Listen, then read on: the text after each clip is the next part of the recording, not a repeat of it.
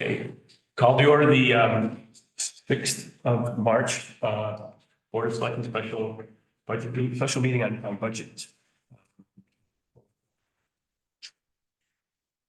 Yeah. 12:01. Any public comment from anyone on here or there? Hearing nothing.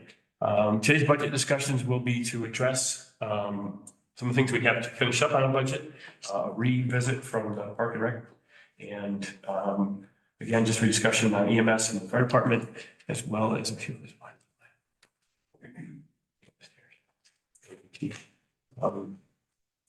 So I have to, can I excuse myself? I gotta go get my budget paper. I left the tea pot. Excuse me. Yeah.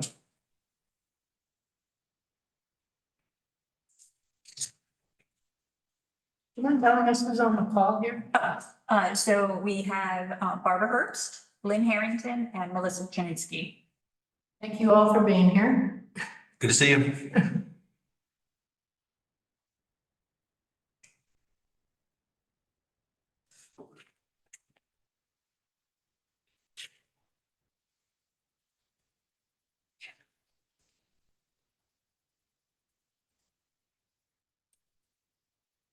Getting a workout today, buddy. It's the number of the postage. Yeah, okay. So, you want to say, right first, Park and Rec? Or do you want to talk about? Do you want that based on that or? I think he's gonna come physically back I down. think he's planning and I'm not sure he's quite ready. All right, well, let's deal with the second police officer, though, Andy. What's his request? Want to start?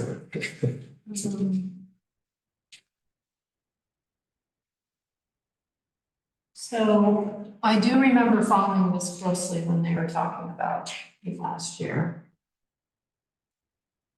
I personally question whether or not there's enough work for second police officer, second troopers, present trooper. So if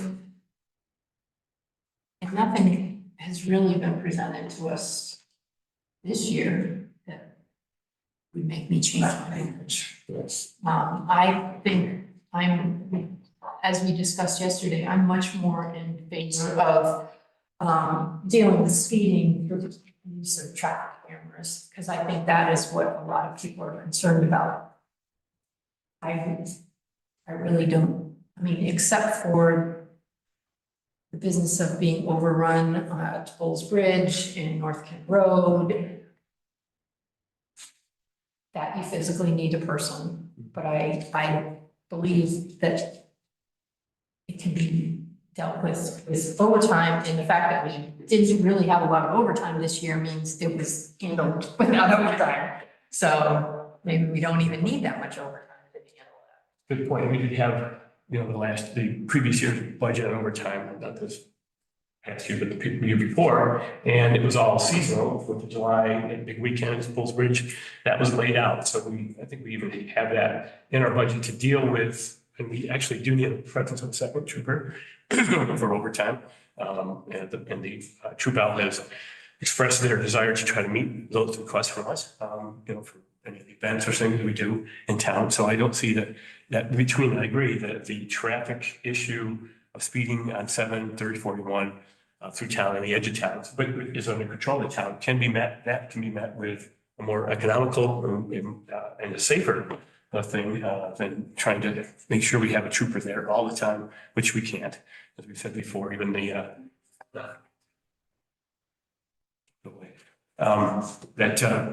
the technology actually to improve that, let people know. I mean, there's a whole process that has to go through with that. This would be something obviously we have to take an ordinance to take to town meeting and so on. But I think it addresses what Andy's intent generally is to do that. I know that his background on what happened when we had second troopers in some of the towns before.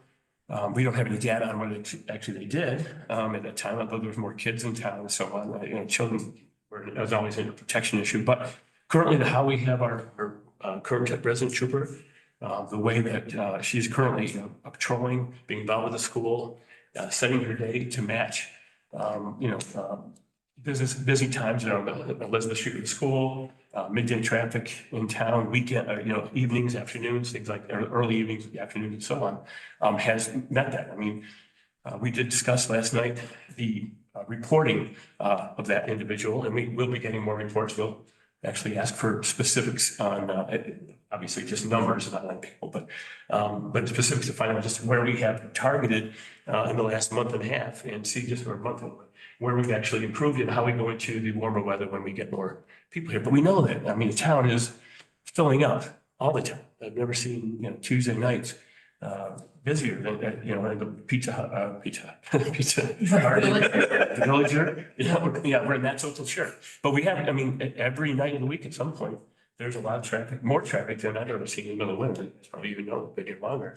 But but it's not necessarily that's an issue as much as the speeders that come through during the regular time when we can have it. And this technology we're looking at is all weather, all time. It's not, based on having a set schedule or, like we have with the trooper. So that's another benefit to it.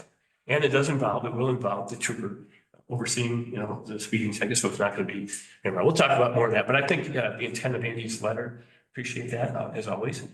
I think we can deal with that in a different way than actually hiring a second trooper. My opinion on that. I tend to agree with both of you, that I'd like to see this new system, which we have never done before. It's just this. Wasn't even allowed. Wasn't even allowed. So this is new. We currently have a new trooper who anecdotally we've heard has kind of been all over the place. I mean, I have seen trooper in different spots. But for us for us to really consider a second trooper, we need more data. That's the biggest thing, so the monthly reports about what's happening out there from Vicky or whoever follows her is needed to move forward on that. I really believe. So, I agree. I'd like more hard data. So that's where I stand. But I understand the intent as well. I guess since it was a request, we should answer that request with a vote on whether we proceed with Andy's request. I don't think we have to. We can just vote in the affirmative to what we want. Okay. We don't have to vote against something. Okay, all right, we're not to consider it. So I apologize but I haven't been able to digest everything. And you may have already told us this, but how many overtime hours have we budgeted? Do we know that? I believe it's in the supporting documentation. Barbara had sent me an email when she received the information.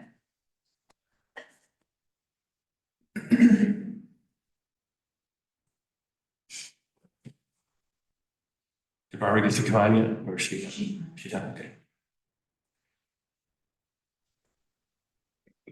I don't remember what the line I is. didn't actually budget hours. What I did was I looked back, as I explained in my email that I sent everybody yesterday, at the average amount of expense above the trooper base cost.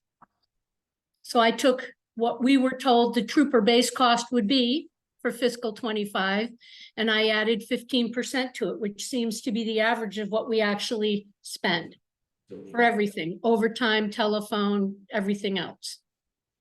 So it's not really hours of overtime that I put in the budget at this point. Yeah, because I believe it was 2 years ago, it was about 15%. Last year was a little less, 6%. It seemed, if we were discussing, trooper Fisher may not have used all the hours or actually put in for them, or it was a lesser requirement, but that was only about 6%, I think, amount above the budget, and we restored the 15 of the two years ago budget, 22, 23. And of course, all the numbers are skewed because during COVID, there was a lot of overtime. Some of it was covered by FEMA costs, some of it wasn't. Right. So,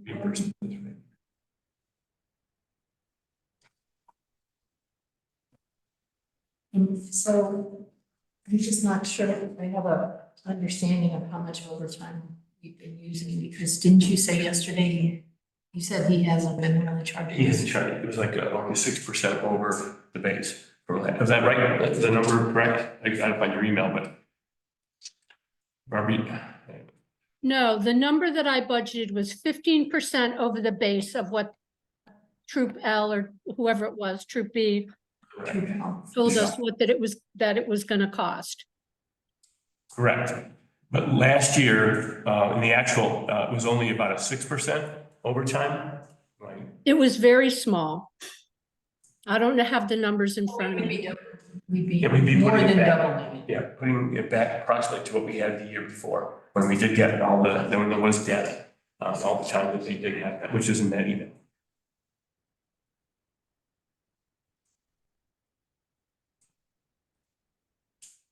Okay. But you can kind of see it in the numbers that were budgeted. It's line number 257 versus what was expended.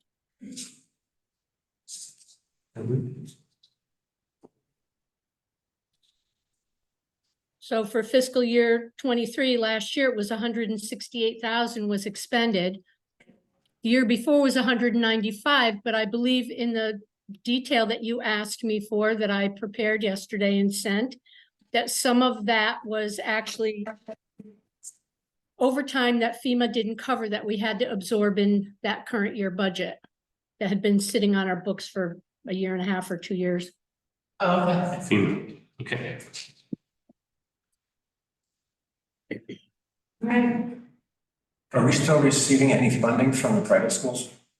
Yes, Okay. every year. Every year? Is it Two the of same this amount every year. year? And high watch. And how much as well? Good. Is it, I watch is the same? High watch, we had the The pilot, settlement? yeah, settlement was 30,000 a year for 3 years, total 90. In that was however we wanted it, but I mean, we kept running Partial, yeah. partial EMS, fire, public works, repairs on the road and things like that, so, yeah, but it is in the 30 total. Okay. The only thing is those cameras, the only best ones to have are the, with the camera and for the speed. They have to have camera. Yeah. Yeah, there's, Yeah, because it's a new program that the state of Connecticut is now authorized through legislation. Okay. So, yeah, there's like, it's all regulated about what we could do. Everything has to be approved to be able to be used. We would have to do an ordinance, we would actually have to have a town meeting, do an ordinance to be able Okay, all right, to. that's understandable. Well, I think we should stick with what we got in here. So we have a reasoning that we've come up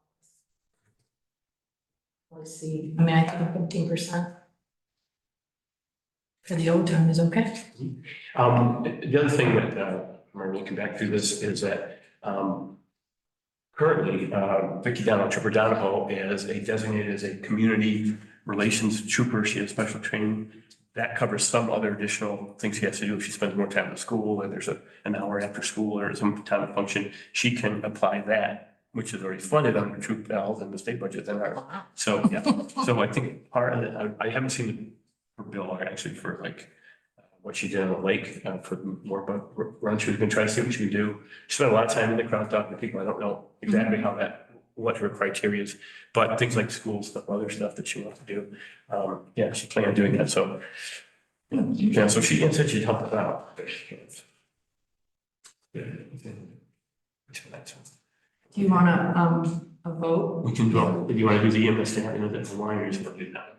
Well, let's do the police protection, because, I will make a motion that we,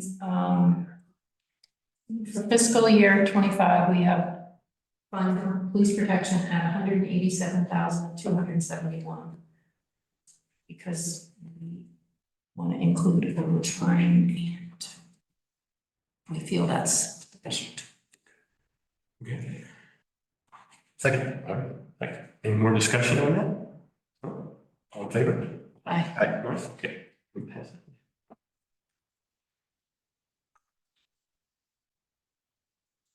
Okay, we didn't really hit, Litchfield County Dispatch. Any comments on that? There is a bit of an increase.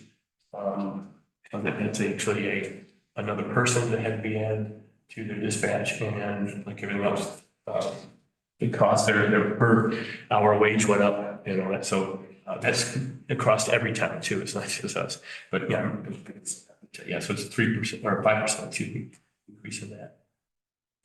5.6%. And they had to add another person just because of the call volume? The call volume, yes, exactly, and then to cover when they don't have the people, there's people on vacation now, so, yeah. And they're also working with Torrington and Winchester, which is, they're trying to get them to have their own, but right now, they cover that at a higher cost, because those towns pay a lot, like 5 times what we pay. But they have. Because it's per capita, right? Per capita, yeah. Okay. Do you want us to approve all, I mean, I thought we were gonna do. We can do it omnibus, we approve it, I Yeah. just wanted, but I wanted to make sure, that I hadn't really talked about that, I did see the plan. And then emergency management, I'll talk about that too, and we're gonna get cut out. We're recommended cut. You wanna talk about that now, or are you Sure. gonna do park and rec? Since we're here, why don't- yeah, why don't- Cut first. Yeah, tell us about emergency management. Okay, emergency management, they just repeated from last year, there's a lot of work to be done, but it was based on that we didn't have a full emergency management team when they submitted it. When Eric submitted it. There's some work that needs to be done on radios and so on. There was probably going to be money given back instead. The new emergency management director, Brian Hunt, and Donaghy and Eric are working with the fire department now to improve everything under this year's budget, so the cost will be reduced. So I'm going to recommend a cut of 12,500. I'm going to go to a budget of $5,000. Cut 7,500. So what are they, out So- of the stuff that they talked Right. about? Okay. So we had Right. updated plans for 5,000.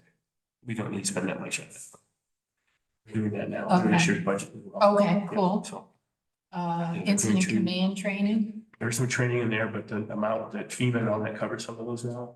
I posted, I think, so those were things that we had to get covered as well. So, training for grants and all that stuff, it's minimal, $100. Okay, it's not 1,000. Yeah, 250 or whatever, it wasn't so But fifty. they also talk about town employees, boards, commissions. Is there additional training None, that is gonna cost money? there isn't, that was what we thought we'd have to do if we had to pay everything else, but the fire department already has theirs covered. I think that was part of what they just covered it all, and I'm like, no, we don't need to pay for training for our EMS or our fire department training, they do their own training. Okay. Ours is only in the emergency management side of it, not actually incident response and so on, but that's not the job Gotcha. of EMS, so that's cut back. Office communication upgrades, radio system, Everbridge, computer systems. Yeah, that's the 800G phones, Everbridge. Yeah, there's some training involved in that. That's where most of the money will go, but it's already, we can do a lot of it with this year's money. But they have $12,000 now, so Right. we're going to invest that money. So improving the EOC now that it's open, you guys are in there now. Working with the fire department, we've gone up to look at antennas and all that. It's a lot of it's there, which is not used. It's being reestablished. So again, that's all being done under, as much as we can do under this budget. I don't think we're going to need to do the infrastructure, which is a lot of that. Next year, it should all be able to be accomplished by. Oh, that's June. okay. Now we'll get people, yeah, fire department's been great. And Like, what about CERT? Because that's gotta be an annual cost, right, right? that is an annual cost. Training. Right, that's probably another 2,500 or so they're looking at. Guessing right now, based on what the certain numbers they had before, they have to kind of re-energize CERT a little bit more, make sure they're up to speed with training, but any new ones, I'm not sure the cost per individual on that, but that's what was it? It was $2,000 $2,000. Yeah, that's about where we're gonna keep that 5,000, it'd be about 2,000. 3,000 would be for any additional work, upgrading radios last minute cost if it goes into next year. But if we can get it all ordered now, then it's 7,000, our costs are down. So it's at least 2,000 for additional training next year as I do more training for CERT. We gotta get CERT back up and running with in concert with EMS. So it kind of looks like even the training, plus our guys need training. They're gonna go to a seminar this year on our, but and then next year there's another seminar EMS, the state is holding.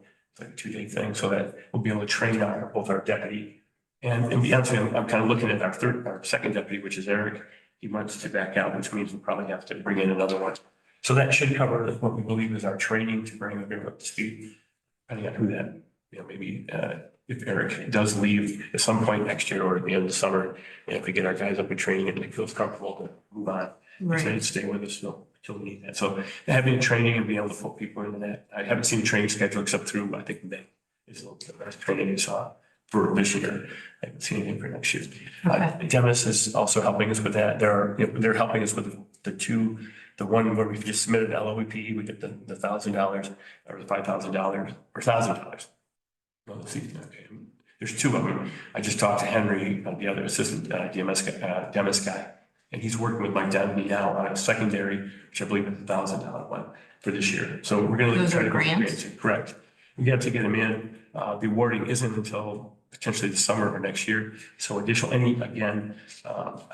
we're assured that we get this in. This is money that FEMA and the state has to give us. Right. To go through the process. Right, exactly. So that's what we're doing. So we're in the middle of all that. So, odds on, I'm favor if we get it done by the end of March, or get the first one done by the end of March, the other one is in April. Then we should, be in good federal to get additional funding. So if anything else comes in that we don't have in that 5,000, then the grants and all that will be able to cover anything additionally. So we would just go over budget? Yeah, we don't get Because it we in there. know we have the Right. grant. money. Correct, money coming. Yeah, we would know before we had to go over. So we'd have to use up every penny we have now, but at 5,000, if there's something else that came in and we knew the grants were coming in, we'd be in a position to be able to say, hey, our grants are coming, they're coming in, say October or 1 January, whatever. I don't remember the dates of I think and it's usually you have a year and a half to 2 years to expend that money. Out of grants at 26, most of them were 20. So is there deployment expenses? Because they had put in 2,500 for that. Yeah, we're. Meaning, I think that means like when there's an incident Right, that they need supplies. right. Well, we have some. Part of that is for the CERT people. 13, yeah. There's some of that in there. That's again, the 3,000, I think is fungible to any of those areas. Because if we get everything done, we're hoping now, especially with the equipping and so on, that we should be able to cover all that with this year's money. So, It might make Use sense the- to ask them to update this document with the Yeah, correct yeah. numbers. okay, all right. Yeah.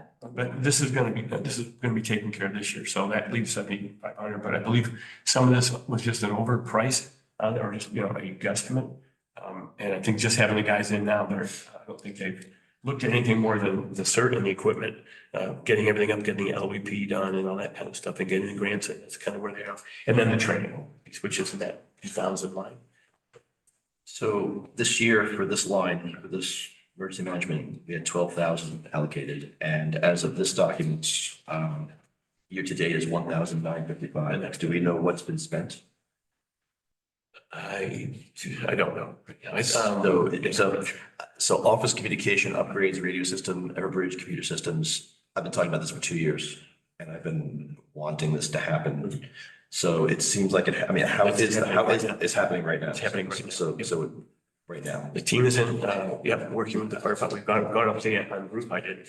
But they went up to look at the antennas, make sure they're wired down. So last year at this time, I urged Computer systems. we spend the money on this and I going to say the same thing. So now we have new people in there and I'll report back on where they actually are on the budget at this point, and as well as any other additional expenditures for certain and the supplies and so Yeah, on. so, Right, if we have to go to you. I'll stress that. We've got the money. We need the upgrades. Let's do the upgrades. Correct. That's the kind of thing we looked at now. If they'll use that money now, we're going to cut back on what you asked for. I think that's just they put the numbers back to what they had before, so we can review it. So in essence, they're gonna spend $10,000 by June 30th. Is the LEOP gonna be done by June 30th? Because, Like that, totally, but we've already missed the date for last year. It's like in November, it has to be done and submitted, so we'll have it done by then. We'll have it great. it needs to be done by November in order to get the grant The money. grant, correct. But it could be done. Oh, it could be Yeah, yeah. done before November. Yeah, we're working on it now along with all their other training, but yes. Both Mike Donaghy and Henry. So Henry from DMS are working on that right now along with their grant. So we're really training our second guy who has time during the week. He's, Okay. works on weekends part-time, security principal, Mike Donaghy. He's got time and he wants to get involved. Okay, So that's cool. that's where, we train. And then Brian as well. So he's taking point on that. He's taking point on it. Okay. Yep. Got an email on that today from Henry to confirm that. I want to make sure. That's great. Everything's good. So do you want us to do a motion to change this one since it's? So I make a motion to change line 260 emergency management for fiscal year 25 to $5,000. Second. More discussion? We'll follow up with the exact, all in favor?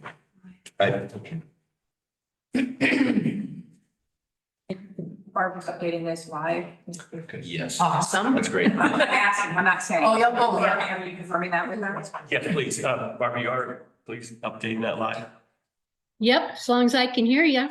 Okay. Okay, did Let you me know. hear $5,000 for Yes. 260? Yeah. Okay.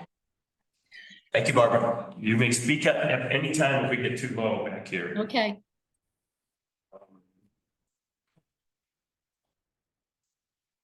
So you want to park the record? Yeah, I'm here.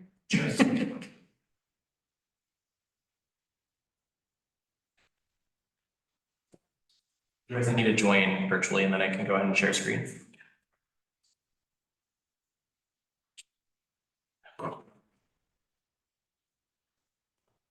Just make sure you're, don't connect your audio. We'll all be grabbing our ears. I wanna make it so you guys can't hear what I have to say.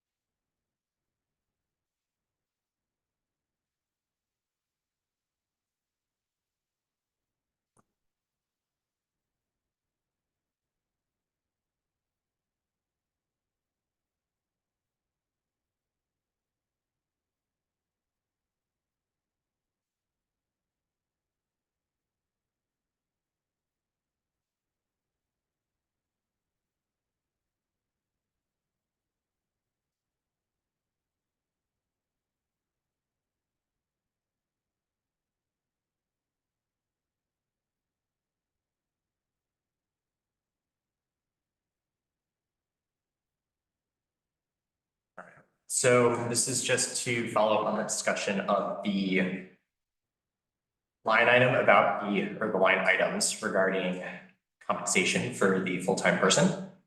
This is reflecting the actuals from 22-23, following up with what is the proposed budget or what was the budget for 23-24, and then the proposed budget with a full-time rec lead for 24-25, and then without it. So we're looking for, with the full-time person, a 42.95% increase in the compensation, which equates to about a 43% increase. And we factored in the health insurance numbers that Barbara was kind enough to supply for us, and we went with the highest level, which was the family option. So that family option plus the option that's currently utilized would bump the health insurance up significantly to the 6314.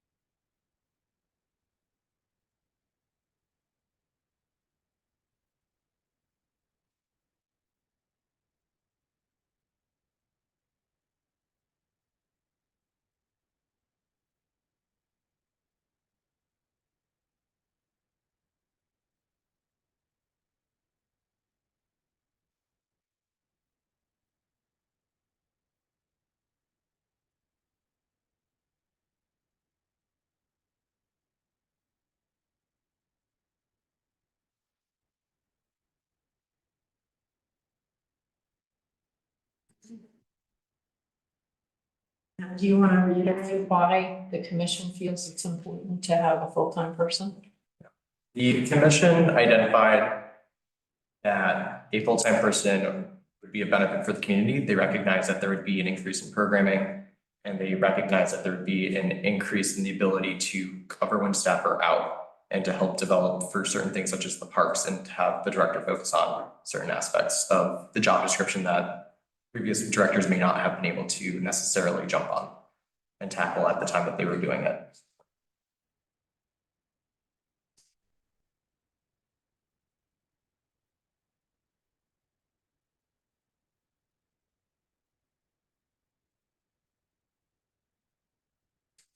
Well, I guess I'll leave top of my thoughts on this. And kind of use some of the words we've heard here. Why now?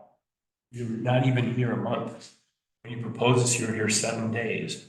Did anybody really talk to you about what you understood your job to be versus what you would have directly, or have any idea what you're really doing with all those positions before you did 2/3 of them? I mean, and then you were changing it. Were you comfortable with that at that point? At that point, it was what the commission backed. From my understanding, the commission put this together. So when I started my role here, I was jumping in once the commission was already put on a budget. And at the time that I started, it just wasn't perfect timing for me to jump in and say, hey, let me make modifications and give some stronger input on the budget. It was a strong input from the commission because they did a lot of work on it and they did a lot of research and they were working with Jared, my predecessor, on a lot of it, and they were working with Lynn Rufus on a lot of it. And just going back on what was number wise and looking at job description and seeing what the balance was with my predecessor for his ability to do his job, and then seeing what areas were deficits based on that, and then putting the money towards areas that were going to be projected deficits, and then saying that they're going to staff it with a full-time person and having that full-time person assist so that those deficits wouldn't be persistent. When you were hired and you looked at your job description, assuming you looked at it before you were hired. Yeah. Did you look at that and say, I can't do all this? No, I never said that to myself. So at the time you hadn't even had a chance to have this discussion about this with the commission, correct? Are there some things that you've learned in the last almost month, that you would understand why the commission might think that it was needed, full-time person?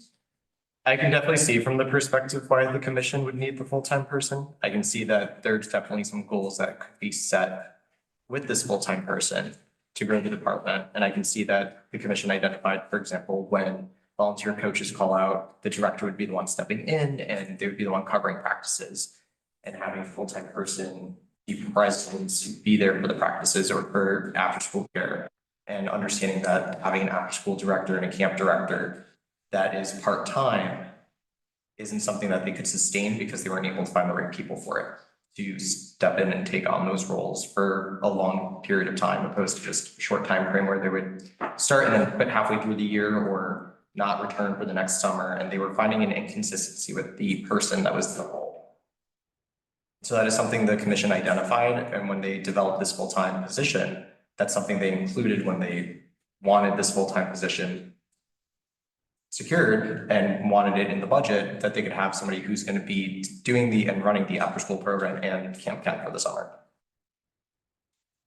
Okay, how many times did the Park and Rec program not have someone there, like a basketball team or softball or soccer, where someone had, the director actually had to step in? I don't know that number from last year. Rufus, How do many you times? know? Do you? I but you interrupt me when I was asking that question, please. I'm just finishing now. Okay, the previous director, with his only function, his only job that he did the whole time he was here, Park and Rec for Kent. Are you aware of that? Did he do anything else? Did you get notes on that? Talk about time dedicated to that. From my understanding, he did have other work that he was doing and other jobs that he held. I don't know from him personally the level of impact that it had. Just if you're aware of it. I'm aware that, yeah. Including coaching the Kent Center School middle school baseball team that started in the mid-afternoon hours, 2:30. That's an extra commitment. Yep. Okay, go ahead. Just Rufus, are you aware that Jared actually served as a coach for Park and Rec programming? I mean, I know he did a soccer camp. I know that, no, I wasn't personally aware that he coached a full team, but I knew that he was filling in here and there. Other than that, at that time, I just knew that Jared was doing a lot of things that in discussions with Matt, I think Matt would probably try to be outsourcing some of the stuff, like, Jared working on the infield of the Kent Center School fields. That Jared did a lot of that work himself. I know he liked to be outside.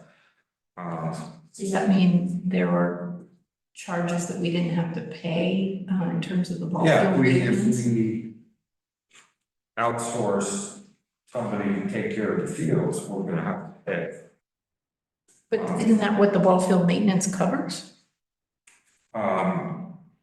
It covers that, and I believe it covers the backstops and anything with those ball fields. Seating, mowing. So we already have some work done. And with I don't know whether we finalized any agreements for this coming year because of the different rules and restrictions about chemical use at elementary schools. So we're trying to finalize those, but I know last year, I think we did not include growth control. No, that wasn't included. The growth control that we did last year was overseeding. And if we go for a non-chemical based and organic based grub control, it would significantly increase the cost of field maintenance. But in turn, something that looking at the budget hour wise for what the director was doing in his role, outsourcing that part where he was taking care of the clay on ball fields and taking care of the ball fields can be an outsourced item for a certain cost. Between $10,000 to $20,000 annually, depending on how frequently we do it and how often we do it, how long our season is. But that was a good chunk of time from what Jared has expressed to me that he had to dedicate his days to doing. And if we can outsource that number, that might save us some time with the director potentially with doing some of the work that the previous director found inaccessible to do. Just Ed Matz and myself. Okay, let me ask a question on that. During the time he managed the ball fields and so on, he was the coach of the middle school baseball team last year, correct? And he was paid the salary, the 2,400, 2,500, whatever it is that's allocated for that position from the school, correct? We know that he was paid that. I don't know. Did he I don't tell the know. commissioner? He was. Did he tell the commissioner at all? Was the commission? I didn't ever hear that. The job descriptions for that, as a former coach there, is ball field maintenance. The weekly ball field maintenance, scheduling, the lining of it, the roughing out of the clay prior to any games of practice. That's part of what the job description of the coach is. That's compensated in that 2,500, along with, the recreational coaching and all that stuff in the games. School has the coaches line the fields. Absolutely. Yeah, it's not that hard, difficult to do. I mean, lining is the ball part, taking care of the mound, taking care of the field. There was a company that came in and spread the clay and moved it all down. That was all under supervision of either when the school was paying for it, or I guess when the town was taking over. I happen to just have time during the day to go do that. So, that's a wash. I'm not gonna say that's something that he wouldn't have done anyway to watch, make sure it was done just as part of his job, part of rec. I understand that. But when it got to be 2:00, 2:30 on game days, there was no outdoor recess in that area while the fields were prepped, and there was a schedule that we published with the school at the time to make sure kids weren't running out. Of course they did, but when I was out either mowing or lining the field along the foul pole line and so on like that, the children stayed off that part of the field.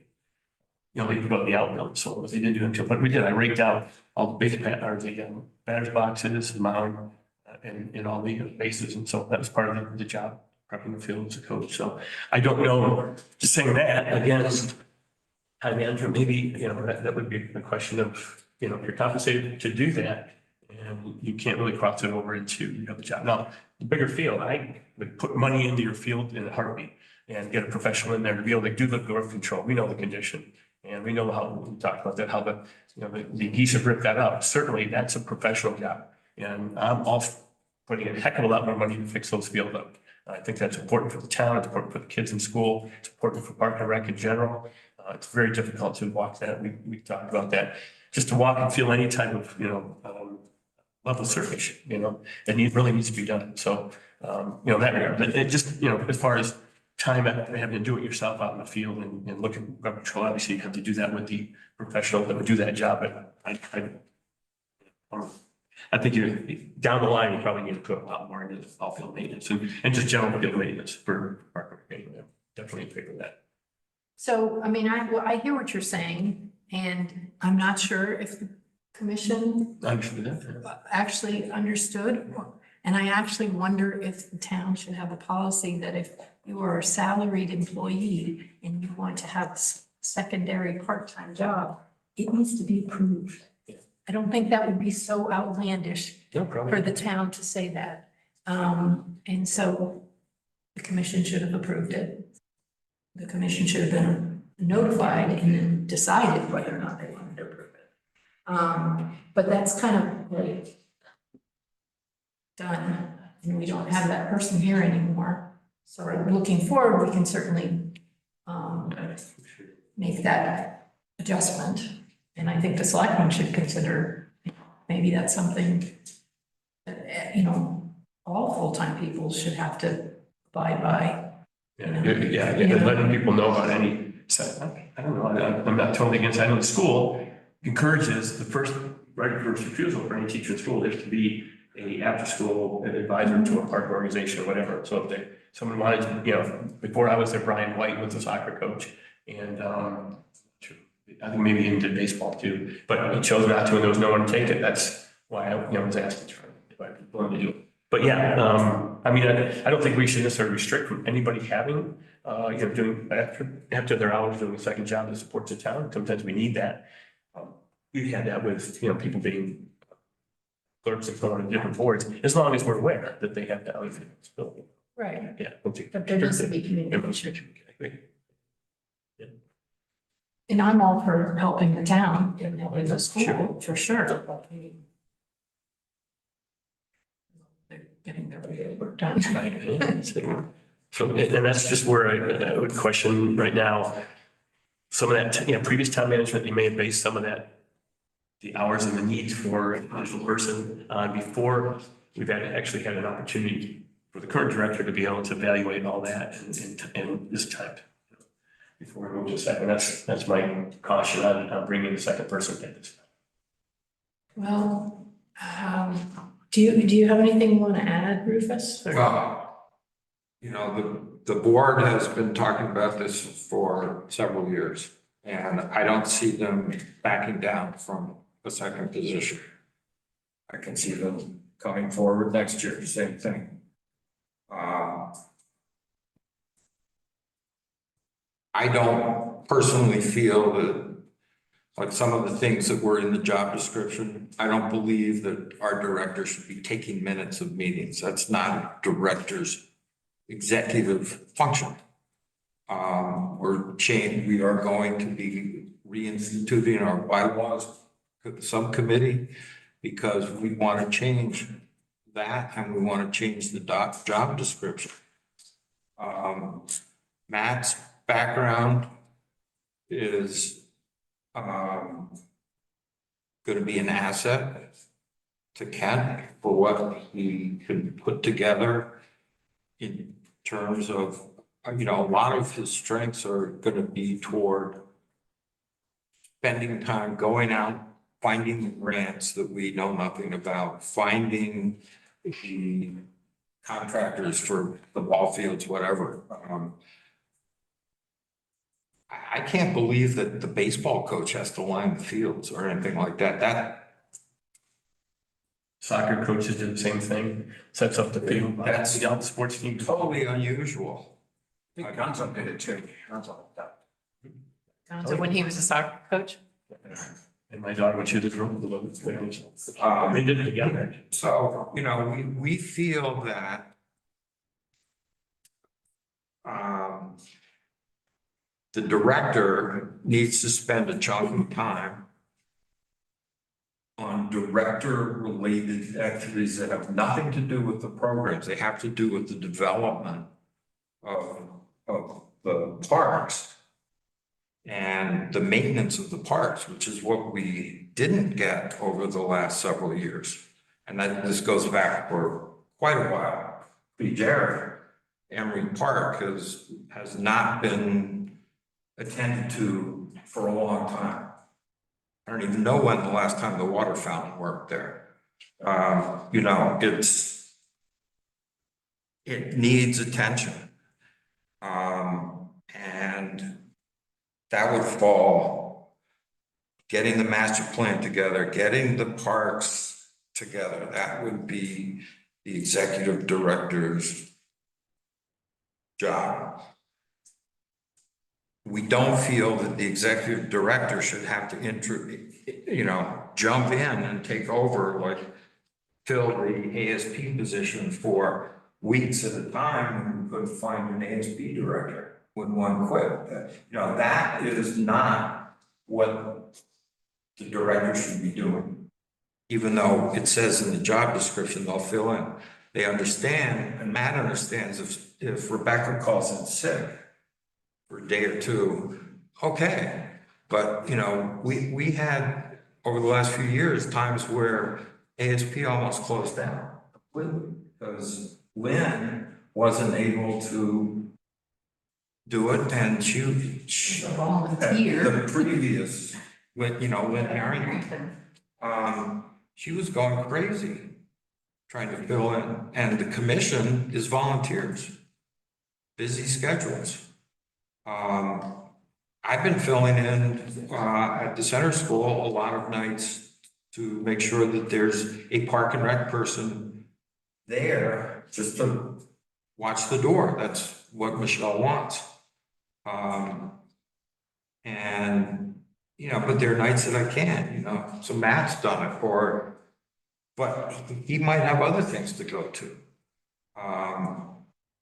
So that's why we want somebody there who will be the main guy for the two big programs.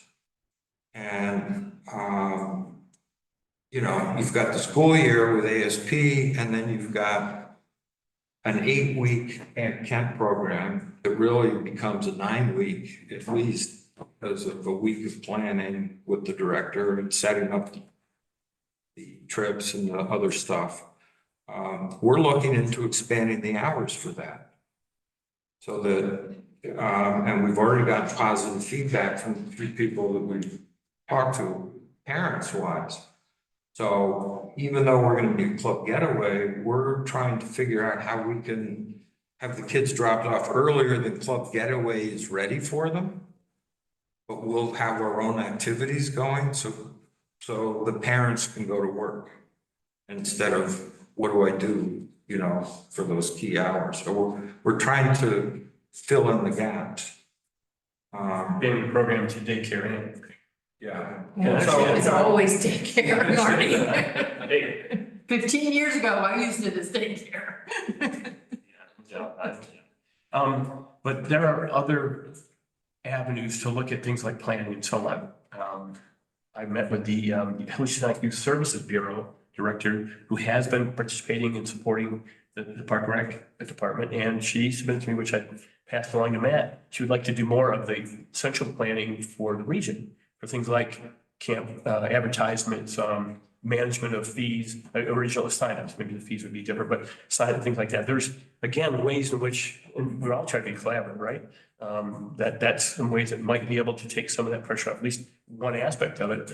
And again, and since Matt was just here, Beth and I went up to visit on her invitation to talk about HYSB programs. And she brought that up too and expressed what she had been already doing with Ken, Park and Rec, and how she thinks that they can help in areas that she hears across every town has the same issues with management, organization, structure, signups, things like that, advertisement. And that may be something that they can assist and take a little pressure off the individual towns. Thought that was a great idea. So I don't know where that's going, but again, if there's a way we can do that with some of the grants we give and that's some of the return we get as well from other organizations, it's not just Counseling Opposite Services Bureau, she made that point, Kelly did, that it was something really interesting. I know you've made the contact, right? She sent a note back saying all that. So, I mean, I'm just thinking, I understand, I appreciate all the work you guys have done, I really do, it's impressive.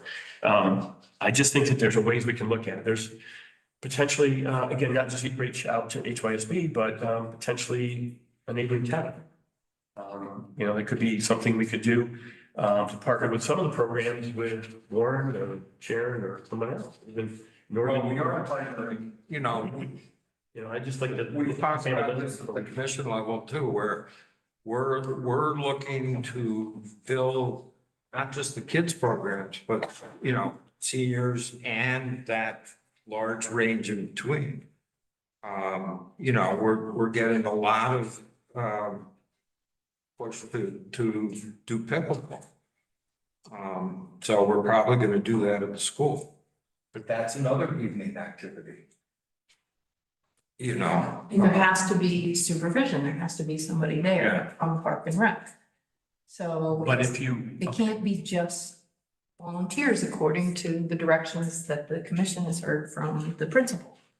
Well, can we push back on that? It seems other groups use that, other groups use other buildings where we don't have supervision. We have oversight, but we don't have to have direct supervision, especially if it's an adult program. I understand if there's children involved, that it should be, but if it's adult basketball or adult pickleball, my gosh, we lend out, a whole building for weddings and stuff like that, and we coordinate it with it, meet the people and so on. I know that's.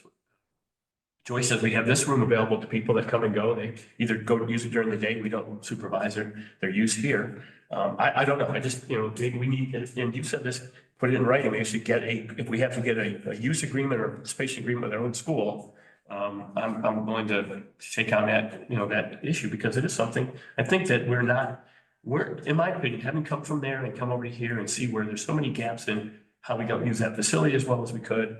There seems to be some other layers they put on that don't necessarily have to make sense because there's, PTO group that goes in there and uses the room, doesn't have to have, maybe because they're PTO, maybe we need to have someone sign in. Again, partly, and before you say it, you have to have one person who's going to be responsible for it and someone who signs up to be the volunteer person who likes to play basketball, and they're the person that takes care of that. They have to make sure the lights are on, doors are open, doors are closed, like whatever, because we always close before the night maintenance person is done. That's the coordination piece. We used to do it that way. I mean, I don't really understand why it's changed now. Yes. Yeah, but I don't understand. I know Because everything's changed, she would not allow it to be a coach. She wouldn't allow it to even be a recreation aid. It had to be, she insisted that it be a commission member to be opening the door for people so they could get in, but she's managing that facility, so. But she manages it at the discretion of the Board of Education, correct? Who can set those policies. She runs the operation of the school, no doubt. She's in charge, principal. However, to go to the board, which we happen to have a board member here, to go to the board and say, hey, we don't think we're getting a fair shake. We can't always be able to have all the commission members, the 5 or 6 that are there. We're busy doing yes, lives and so on. To go do that when you have you have responsible adults over the age of 21 who can be assigned, verified by the commission to be the representative. So we don't have to have additional person who may not be a vet. I'm not sure if you're playing, Rufus, it might be, but just have someone who's just there, I think we can probably work through this for pickleball, but it still doesn't help us. The one thing that you guys really haven't talked about is the lack of volunteers. And when I heard this, it finally clicked for me why it was becoming such a challenge for particularly children's programming. And I saw it when we were trying to get the basketball up and running this year. The numbers of Kent Center School students has dropped precipitously. We all know that. But what we don't think about when we say, oh yeah, the enrollment's down, that means there's less parents. And that's where our pool of volunteers was to run these programs. So we are running basketball right now, and we have 2 different community members running 2 of the 4 programs, 2 of the 4. So yes, we can definitely do outreach, but it's sort of a different there's a different sort of level of commitment or interest from volunteers when it's not your kid. So that is part of the reason why the commission really wants a full-time person, is they really want to continue to expand the programming that's offered to the community. And volunteers are not what they were 15, 20, 25 years ago. They're just not there. The specific example with the basketball was the 4th through 6th grade group, which I think originally had like 7 signups, which is small, but it was still significant, but we couldn't find a coach. We could not, and if somebody out of our community, somebody from Gaylorsville stepped in to do it, but by that time, 3 of the kids found other things to do. So, you know, he's dealing with 4 kids. But he's coming out from Gaylorsville. That's a prime example. Well, I guess I've got to ask if we're, and the number of children are down, we're talking children's programs, number of children down, adults go with children to volunteer, ability to volunteer. Why don't we expand programs? We're already getting 7 for one. Maybe the program isn't, it's like once a month of basketball camp or once a month of basketball Saturday. That's how I grew up. We didn't have leagues or anything, so baseball. So, and even football. So it was one weekend a month and you had to open it up to kids and you had them play different games that day. If you go that way, Marty, you're gonna lose more and more kids because there are enough. You're already losing kids. You tell me you have 7 kids. Fourth grade, We sixth lost grade. kids 7 kids?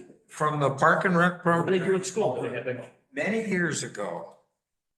All right, because other towns have more competitive or more complete programs. So in order to keep our kids here, thinking that we're gonna provide a viable program, we can't just say, oh, well, we're gonna do it every other week, or we're gonna do it, Yeah, you're kind of forced to look at that. and They say, are doing, they did And doing adjust. with other towns. But they did adjust because there wasn't enough kids to actually do it competitive against other towns. So it is like an intramural program that is running the youth basketball this year, intramural. They're learning a lot of skill work. So there have been adjustments. But I mean, we're also managed to launch and get the program running without a director. So, Right. next year it could be a totally different thing. Yeah, but again, it comes out of volunteer, so, I just, I looked at when Cornwall, way back when, Kent had to work with Cornwall in baseball, for middle school baseball. When Ben Brady, my nephew, was playing, he played on the Cornwall Kent team. And then we had a certain interest in baseball, and the team was back. When we went to regional sports programs because there wasn't enough programs in each town in each school to do that. So we didn't participate because we thought we had enough and we were interested in doing that. So Ken had a survey, we went to his parents and going on and all 9 yards, we stayed separate. And we kind of wrote it out. Now we see the rest of the towns are having to go back towards a reduced program because there's not enough kids involved in the regional programs to keep some of them going. Or in some cases, there's 25 kids come out for a basketball team and can only really play 5. And then kids get bored and then don't get anything there. So, all right, there's a lot of things involved. I just don't know that if we break our program, put a break on, not breaking, but slow down the programs to make sure we're adjusting. I mean, we have 166 kids from Kent enrolled in Kent Center School. I believe there's almost 30 paid tuition, which is a great thing on that. But what is the school doing? Is the school having a robust, physical education program for the kids? And that's what we're really trying to do. And are we increasing our push to make sure that there's enough education in that program? I mean, I don't know how many days a week to actually have PE anymore. 3 days, maybe, something like that. So that's got to be in hand in glove. So again, working back with the school just to get volunteers for that one aspect of it. That's maybe I'll take it a different level than what we're talking about for Rec Aid. But there are other things we think we can do that can help support the program. And I'll get back to what I said. At this early stage in your tenure here, to be able to make all those decisions and changes, I think you just need more time. You need more time. I mean, the commissioners looked at it, I agree, but I think you need more time to look at it because you were hired and you just said you understood and you looked at the job description that's explained to you and you signed on to be able to do it, to say, no, you can't do it, take it away from you without having to do that. To me, that's maybe a little over directing the director. I don't think anybody That's the can thing. start, can I just say it and then I'll shut up? Yeah. I don't think anybody can read what's involved in the job description and truly know all the ins and outs of a particular community without actually then experiencing and learning from other people. So there are things that you can't know looking at the job description. So, yeah. No, just to say this, first of all, Matt, thank you, and commission members. This is exactly what I was looking for. I wanted numbers. And just looking at these numbers, I mean, the difference is $71,250. I want that. I wanted the difference in total salary and all the benefits between a full-time and without full-time. So I got that number, 71,000. I remember 2 years ago, I was told that we needed to raise the salary of the park and rec director, otherwise we wouldn't get a good person. I remember, I think I called that special meeting back in January 2022. We raised that salary, and we got someone good who did very well for this town. And, you know, there were some people for and against that, raising salary. 2 years after that, I guess it was me, I was the one kind of pushing back a little bit on ball field maintenance. Various, either labor or equipment. I mean, I was the one, I was like, you know, we spent the money on the salary, but I was pushing back a little bit on other things to kind of balance it out. This time around, we've just talked about ball field maintenance briefly. I didn't say a word. You know, we've done well with the baseball field. Soccer field needs attention. I learned a new word, agronomy. So right? So we have the right person. I don't know you well, but everything I hear, you're gonna do great. I want to give you all the tools you need to continue doing well and to expand these programs. And all this conversation is adding a full-time person. And I hear both sides without question. And I'm literally trying to balance 71,250 with everything you're saying. Is it worth it? Is it not? Can we do something else? And I hear both sides. I could go one way. I can go another. You just got here, and that's big. You know, you just got here, and you know whether or not you coach at Kent Center School, we can talk about that. It's allowed, if you know whatever. But you're here now, and you've got great people around you who know what's happened here. You've got great people behind you. In a year in which we are adding a sexton, in a year in which we have other big issues on our plate today, I'm not quite sure where I stand on this right now. I'm partially convinced, but not completely. That's a big number. To add another full-time person where we're adding a second. So what I'm saying is, I'm not quite sure where this is going today. I'm not quite sure where this will go, but it doesn't end here. Even if this year it doesn't work, yeah, Rufus, what you said, like it's not going to go away. It shouldn't go away.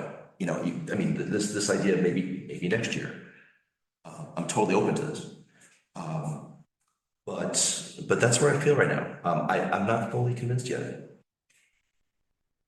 I partially, like, this can help in some ways. I get it. There's the lack of volunteers. I know people want to play pickleball who will be very disappointed if we don't get them. And if we don't do a full-time second director, we have pickleball. I get it. There are people who really want programs and want to continue. So that's where I'm currently. 71,250. That's a big number. Yeah, and I'll just say, with the park side of it, the recreation issue, we beat that up a little bit, I think, but the recreation or the park side of it, totally agree, and Roofside Kent, we all had talks about and affinity for what we can do at Emory Park. I think that really needs to be turned over to professionals to do that with the guidance, obviously the director and the commission, and the same with your master plan. those are things I think that if we concentrate on that this year, and yeah, your function and focus will have to be on that at some point, and we keep where we are now and give you a chance to evaluate all your programs and so on, get money into, ball fields, like I said, I'd be willing to put more money in that to get a company up here to do a complete revaluation, review, attending it and maintaining it to see if we can't bring it up to where it's safe and usable. That is a big part of, I think, what, what we need to do to give the town the opportunity to be able to do all the other recreational activities we want to do. But I'm not in favor of the full-time person at this time. I just want to bring up, because I learned through my campaign, that the decision to step away from supporting Park and Rec made a lot of people unhappy in this town. A lot of young families, young people, young adults, they felt like there was a divide between the older residents and the younger residents. So I bring that up because I personally don't want to be in that situation where there is a perception that the town is not supporting where residents want the money to go. And I hope people speak up, because if they really want there to be expansion of recreation, they need to speak up and talk about it and not be afraid. If they aren't afraid either. Expansion recreation, there are many things. We need some kind of access to the Housatonic, for recreational watercraft again, canoes, kayaks, and so on. We don't have that here. We don't have a consistent one.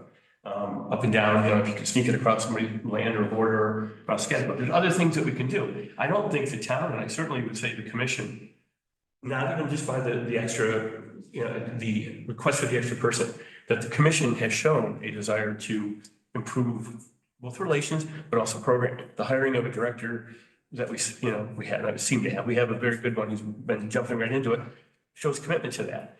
There was a lot of other things occurred, not just whether we support recreation or not. There was a lot of cult of personality and across the board, not just Jared or others or Lynn, but that issue, that seems to have come to an end, or at least we're moving away from that. We're done with that. You guys have done a very good job of getting us a good park and recreation director. I just think we need to give him time to look at his programs, complete the process, make the recommendation exactly where he wants. Look at some of these other areas of HYSB or Warren or something else to help participate, to see where we can do it and collaborate again, because it comes into the number of children available. Maybe that could be enhanced as well and help to increase and make all the recreation activities we have actually functional and supporting. And that's something I think that, instead of just hiring a person to do that at this stage, and I agree, not that that isn't something we can look at down the road as we have our director a chance to evaluate that. I think we do approve or support the recreational activities of our children, our adults, our seniors, and so on, and we continue to expand. And you're right. People are going to come and they're going to have their opinion, and I welcome their input, but. My opinion is we were going on the right direction. I think we're just moving a little too quick on the second full-time position. Well, FYI, all the universities and colleges around the area are doing apprenticeship programs for Park and Rec. So that's another source you guys can go to, especially Westcon. And which volunteers specifically do we lack? We said coaching. I think, yeah, coaching. Anything else specifically? Like, do you? Well, like when Park and Rec runs an event. Yeah. You'd have, the reason why Jared chose to hire more recreation aides is because there aren't volunteers. So he made a choice to staff in that way, so he could run different events. So it's across the board. I mean, it's not like it's one area. Well, tell me those areas, like all of them. I mean, Do you want to, do you want to know all the different programs that the Park and Rec runs? I mean, it was part of the budget supporting document. But which ones do we have the most difficulty getting volunteers? Pretty much all of them. people are not volunteering in the same way they did 20 years ago.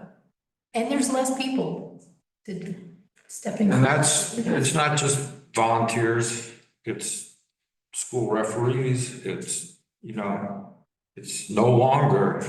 I mean, if I wanted to coach baseball, I'm not gonna come to Kent Center School if I have to go line fields and stuff like that. That's not coaching. That's a ridiculous added job. And I wouldn't even look at Kent for that.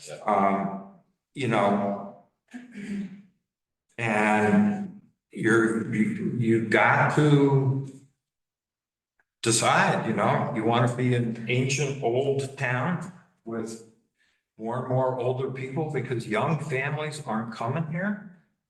Or are you going to bite the bullet and look at affordable housing, which is key? And, Kent is doing better than a lot of other towns here, but it's still not enough. And they want to keep their kids in town. It's one of the reasons why Kent struggled even back when, because they're so far at the far end of the bus route, kids didn't want to stay for after-school activities because parents couldn't come and get them. Yeah.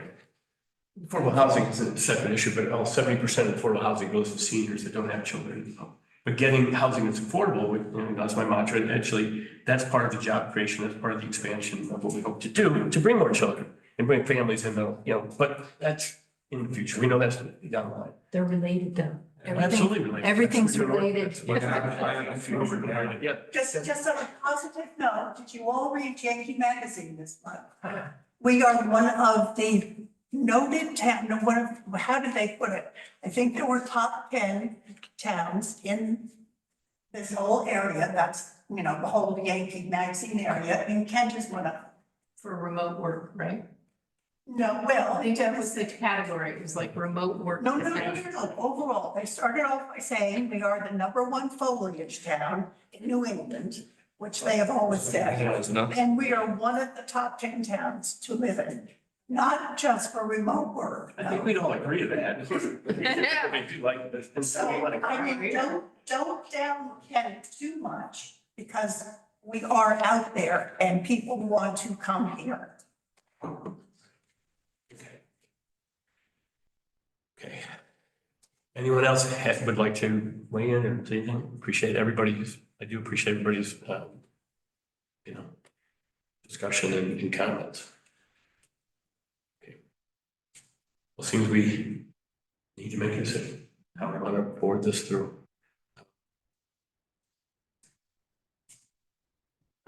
Make a motion.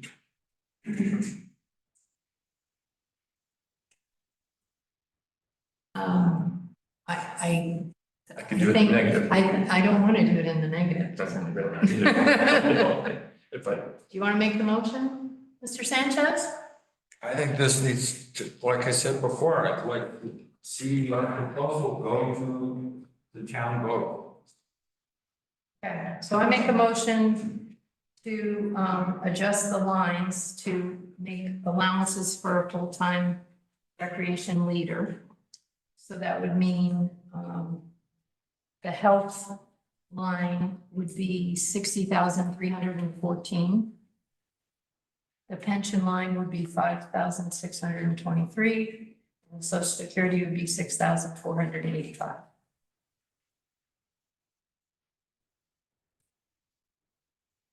there a second? Second. Okay, so it fails. No second. Okay, motion fails. Okay. So what's the new motion? Motion would, I'll make a motion to remove the second hourly, full-time employee, the rec program, including all additional health and pension and social security costs associated to that. To restore the director only as a full-time with the hourly employees, health, pension, and social security reflect only those for the full-time director. So Barbara, do you got all those numbers? Oh, yeah, right here. Uh-huh. Oh, do you want me to read them off? Do you want me to read them off? She's good, she's good. Well, wait a minute. Back up. Read off what numbers? First of all, can Matt stop his screen share? Oh. Well, that's the number that you're gonna need to put in. No, it's that last line. What last line? The last On the line share, on can the you read screen share, where it says, fiscal year 24-25 without full-time recreation leave. So the hourly employees line goes to 35,781. I have to verify these numbers though. I That's why I didn't didn't call them out. Yeah. create these numbers. I think it was based on the information that you gave, Matt. This is based on the budget that was provided to me when I was working with the commission, and then the social security was the email that I asked you about with the 12.4% and the 6.2%. So that's how I got the number for social security. The pension and the health insurance, you went to one. Did you change the pension though? It did. Pension, I put down what it was for 23-24 Which is not accurate. because I subtracted mine from the additional, from the rec lead, but again, that number could be modified to what it should be. That's the number that I concluded with, which was the 44.55. So I suggest that you vote on the salary of the director and the salary of the hourly employees and let me calculate the rest. Because my worksheets are all connected, and once I plug those numbers in, the figures calculate. So So in essence, the number will be lower. it might be, but it might not be. I don't know. The pension, I don't know. Okay, all right, then I'll modify my motion to read, make a motion to accept the salary director of. Could we- Need to discussion of $63,000 and the hourly employees at $58,700. No, it would be 35,700. Oh, that's right. We'd like to, Matt and I was talking about this morning, though, if you reject we may have to up that probably by maybe $2,000 to cover Your hourly. some additional part-time. For the recreation needs. Yeah, so instead of 30, what is it, 35? It'd be If you could make it 37,781. 37,780. 37. Okay, I'll amend my amended motion, which got interrupted, but will be corrected. The motion, I make a motion that we accept the salary director, the recreational director's salary of $63,000, the hourly employee salary numbers of 37,781 and 60. That's it. I can zoom in if you want. Okay, And then have Barbara figure the rest. So that's the motion, just that. just that. I will second that. Okay, Thank you. discussion. Okay, so So just to talk about that extra 2,000, just so that there's some knowledge behind it, when we were evaluating, Rufus and I were talking this morning and evaluating some things with the department, and the things that were mentioned with the not having the ability to find volunteers for certain things or having a commission member present at the school, we're hoping that the extra $2,000 that we're asking for would be put towards the rec aid that's in the budget for programs and events to help supplement that part, plus also assist with events and volunteering for events, assisting with setup, assisting with getting things prepped and ready to go, and assisting with breakdown as well. So that's what that 2,000 would be. It's assessed at about an extra, I think it's 100 hours is what we calculated it to be. So it's double the amount of hours that it's budgeted for at the moment. But this would be a great benefit for us and would really help. And that would help lay the groundwork for us to start really developing those goals so we can start working towards other things with the future of the department. We can lay out some decent goals with with measurable values to them to display to everybody. We don't want a repeat of where the line item got reduced and down order. That's it, okay, no. we didn't have enough to pay for everything. Do you want to make any, your park maintenance line, 332? You want to make any adjustments to that? Plus the 25,000, no adjustments, We're gonna see what we can do. no adjustments to the 25,000. All right. All in favor of the motion then? We're done discussing. Opposed? Yeah. One back here from me. Okay. Okay. Any other adjustments to the recreation line in total? You okay? I was just gonna do the park maintenance piece if you needed to. Right now, we're. Okay. Thank you. Thank you. Thank you. So, you have anybody from EMS or anything about? Okay.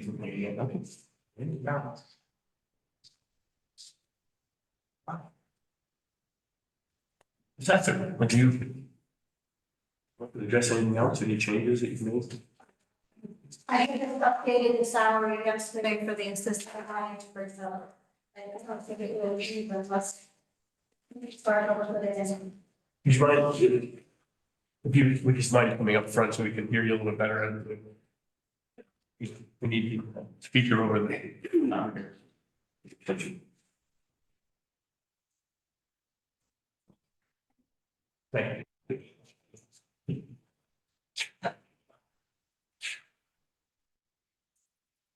So she updated it yesterday to the $27,043 to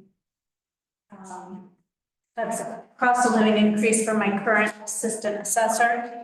And the hopes that I get an assessor's assistant position filled by July 1, the lower end of the rate, 2 days a week. So that was the last change. The change before that I explained to you the other day was the vision going from Q Public to Vision for my online hosting.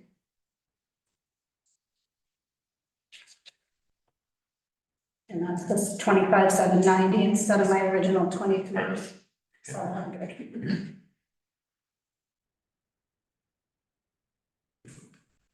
Any question on that? It only changes the hours, not the rate, correct? For the assessor, the assistant. For the assessor's assistant, I did change the hours. So where you see the last year was 520, it would change to 728. I'm hoping to get that office open 3 days a week to match what the tax collectors open so that people can get everything done in one trip. Any questions? We're up to speed on that.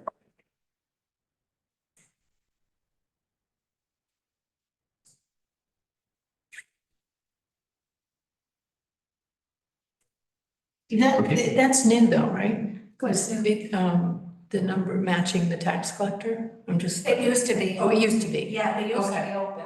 Okay. Monday, actually, it was even open Fridays. Okay.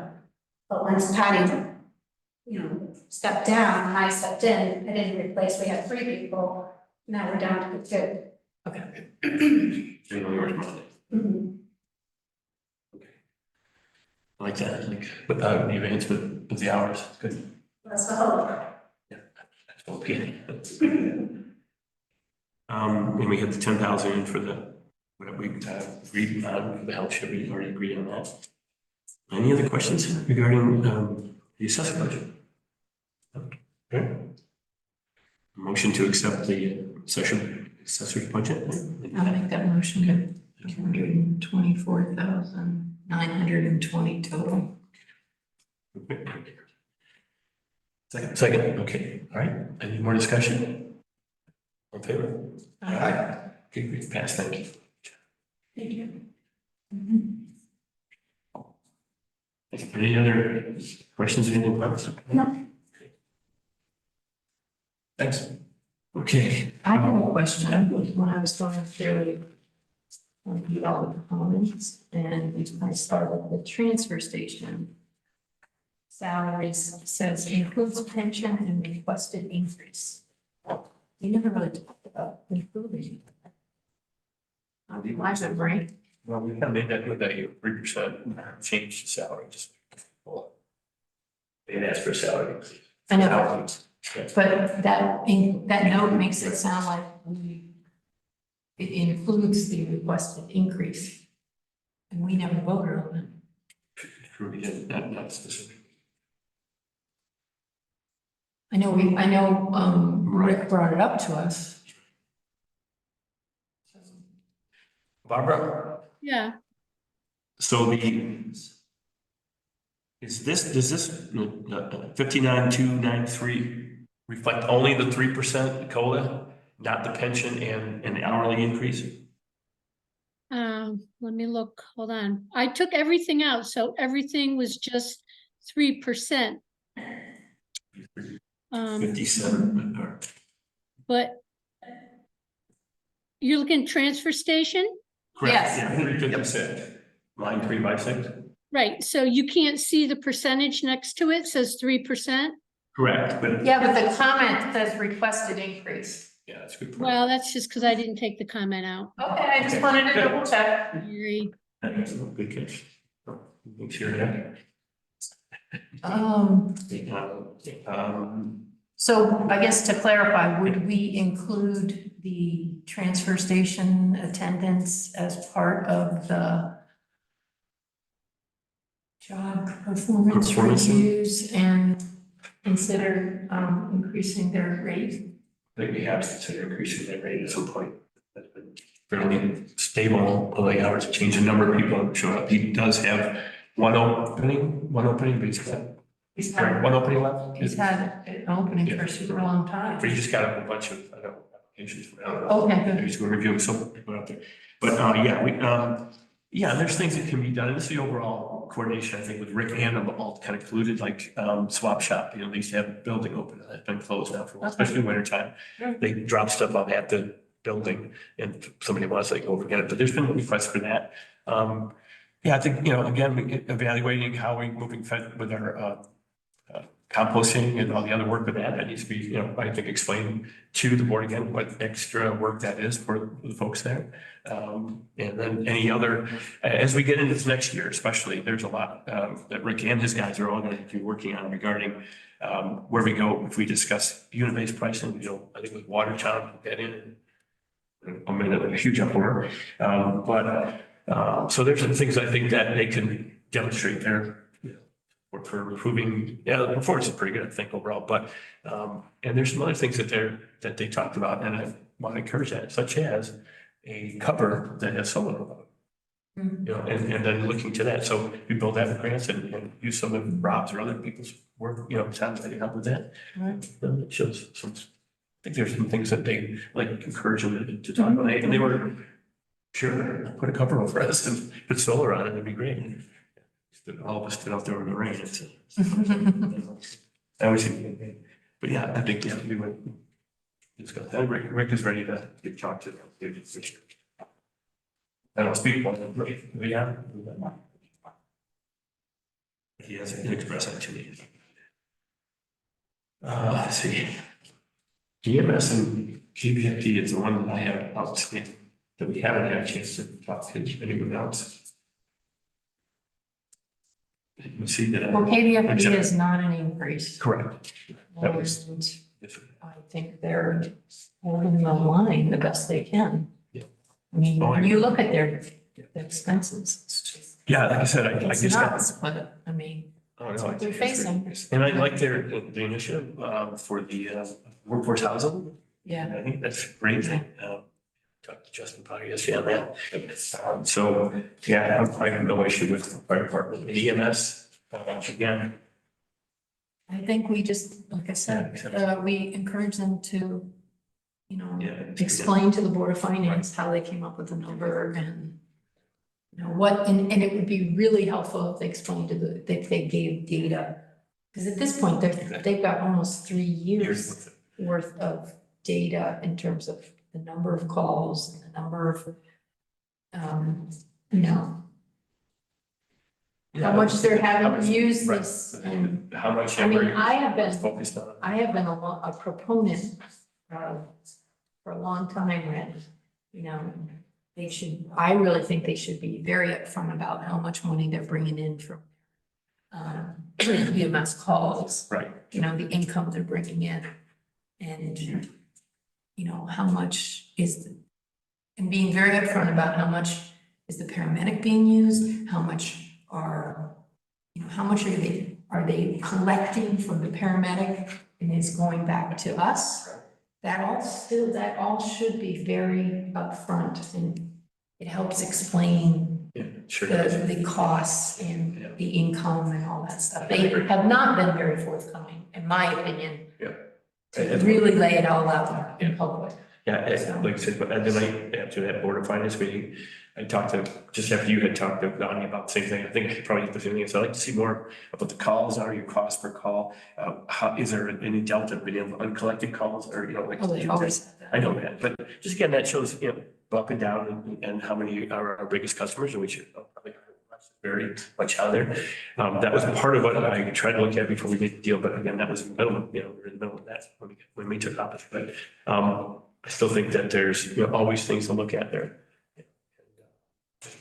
Be supportive if there's other negotiations to be going with in the future. That's an issue that we need to bring forward, because it's a third year, and they did agree, and at the beginning of that third year, we'll get discussion for continuing, which I love to do. So, because, you know, they've agreed to police and everything else. So 30,000 years, near, yeah. So would you feel comfortable, or Joyce feel comfortable actually communicating with Bonnie and John and Alan and saying, yes, we approve these, but we would like you to explain in detail, We to can make the Board of that Finance. motion to accept that number, but request that EMS provide the data that we've asked, that you've asked, I've asked in writing to the Board of Finance. Well, I didn't ask about the income stuff. Well, like, we'll do that. Yeah. We'll put that for income. We'll put it as that they explain their budget, you know, income outlays and so on. They give it a better explanation, full explanation of their budget to the Board of Finance, since we were not able to do it here. I mean, it's really I think they're gonna ask for finance anyway, but. yeah, they But- might, but they've but they also, should. I've been surprised in the past, they haven't asked about the paramedic before, especially since the paramedic costs have skyrocketed. That's true. That is true. I'm surprised at that. And they really haven't asked about EMS building Well, I costs. tell you what, on the 20th, when we do a board presentation, we'll make that request and, you know, that explanation there as well, that we. Well, like I this. think we should be asking them to have it ready for that. Right, exactly, For that March exactly. 20th meeting. Right, but just to reinforce in the budget that the board has asked directly to, you know, yeah, we should give them warning, hey, we're gonna ask that, you should be prepared to provide on that. And if there's anything, you know, exactly specifics you want, we can bring it up and we'll send it off from the board. We'll collect that and send it off as a note from the board to that Board of Selectmen. Yep. Okay. So we're ready to? I think we're ready. Full time? You got to do the omnibus. So we need to know what the figure is. Yeah. Barbara, can you give us what the total figure is? Yeah, let's see if I can screen share. Oh, let's see, am I screen sharing? You are. You are. There we go. But I'm not sure. Are you seeing my whole screen or half of it? We're Can we seeing see- one that shows the senior center Yeah, and recreation. Yeah. Okay. Okay, so I just want to, let's see, where are we? Park and Rec. Just want to make sure you see these numbers, 63 for the director, 37,781 for the hourly. That health insurance is for an individual plan and only one person. The pension is just on the director's salary and the Social Security calculates automatically. So the bottom line for that is 198,475. The other change you made was let's see, That's right. the emergency management, you reduced that to $5,000, correct? Correct.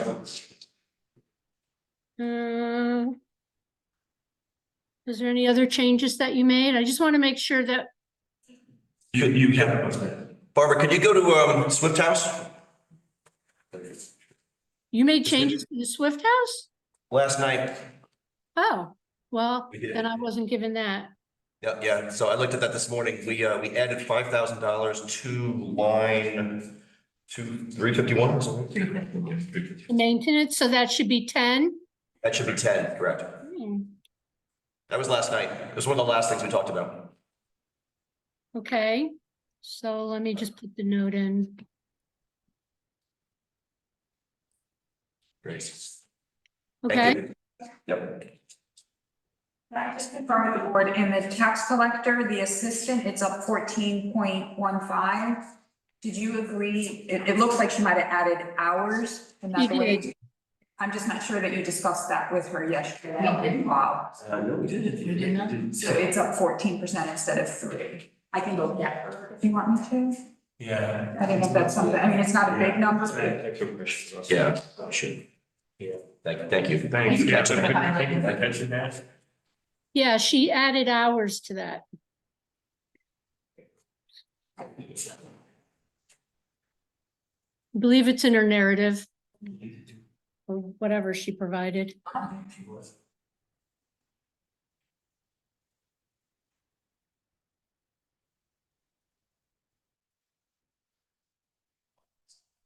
Yeah, talk about like 21. Yeah.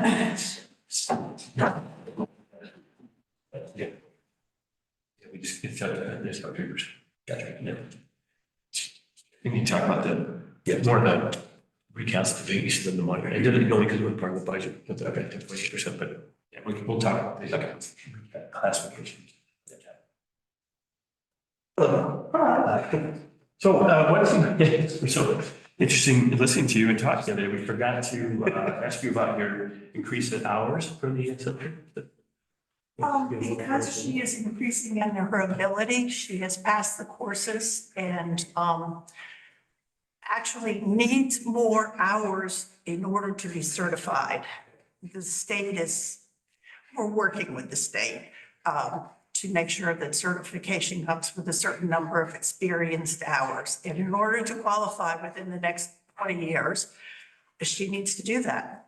There were no restriction, like you have to have it done, you start it and it takes you 2 years to do it, or you go all the way back. Is there anything like that where you penalize and you don't? Well, We can take it over and over again, the test. part-time people are always kind of a limbo. Nobody makes laws for part-time people, so I as quickly as possible. Right, okay, I didn't know if there was So any. is there, so I don't think I understand that. Is it a minimum number of hours that you have to have under your belt in order to take the exam, basically? No, not to take the exam. You can take the courses, you can take the exam, because obviously the education part is important. There are concessions made for part-time workers because Northwest Corner is part-time, or historically has been.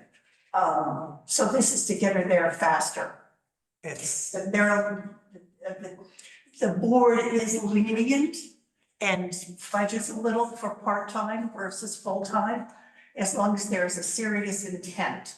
But you've got to reach a certain level to be called serious, And that's hours dedicated to the job, not just dedicated to the job, studying and yes. taking tests is one thing, it's the hours Definitely, in the that's seat. all history. Hours in the seat, correct. So what is the number? Off the top of my head, I don't know. It's 40, we'll say it's 30 hours a week, would be 1,500 hours a year. So that I'm thinking it's 2 years, so it would be 3,000 hours. So, So she's Yeah, but she's currently only part- only at 700 hours.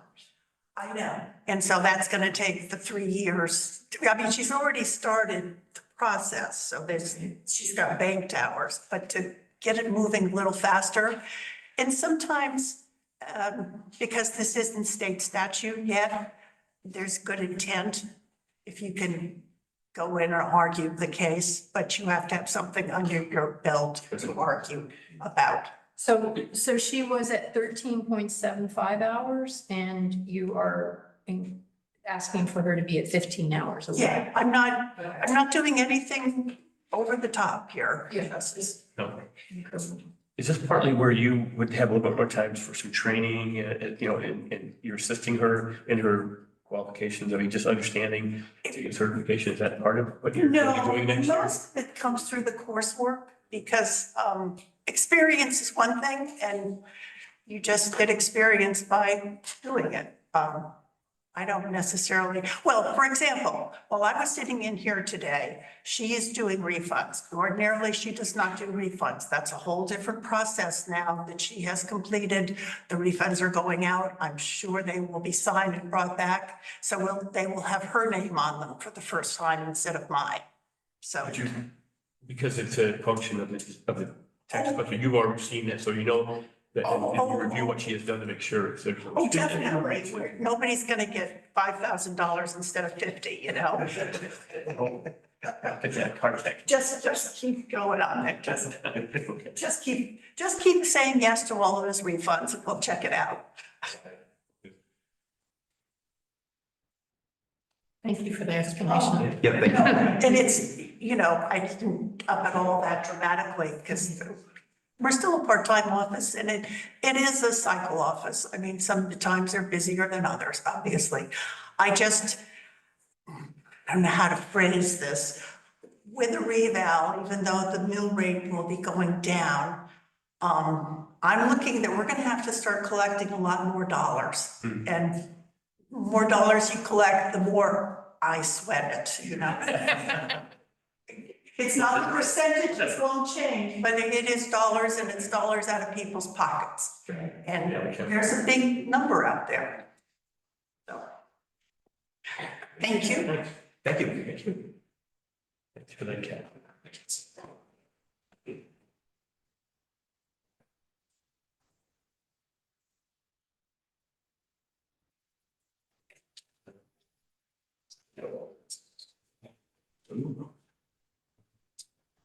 Were there any other changes that you discussed last night? Are you all set on contingency?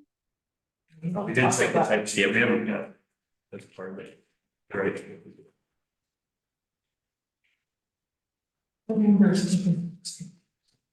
What's the line number on that? Do you have that? 246. Thank you.